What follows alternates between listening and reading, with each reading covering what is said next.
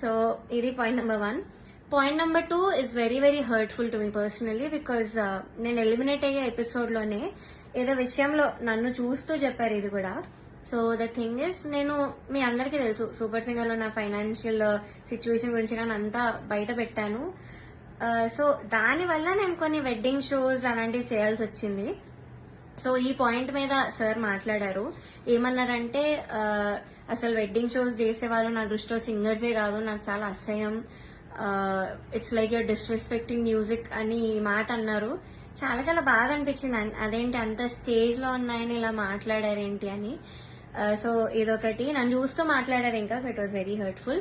Point number 3, so third వచ్చిన వాళ్ళకి ఆయన 1 lakh ఇస్తా అని చెప్పారు. 4th ప్రైజ్ వాళ్ళకి మూవీలో సాంగ్, అండ్ 5th ప్రైజ్ వాళ్ళకి ఆయన గ్రూప్ లో చేర్చుకుంటామని చెప్పారు sir.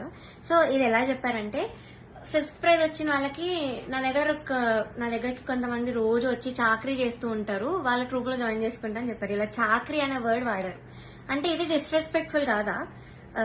So this was very very bad. అంటే అలా అనకూడదు, సింగర్స్ ఇలా చాకరీ చేసిపోతారు, నన్ను మిమ్మల్ని కూడా జాయిన్ చేసుకుంటారని ఇలా అన్నారు. సో మీకు ఎలా అనిపిస్తుందో ఇంకా మీరు ఆలోచించండి ఒకసారి. డైరెక్టర్ జ్ఞాపిక ప్రొడక్షన్స్ వాళ్ళ అనిల్ గారు అండ్ హిజ్ వైఫ్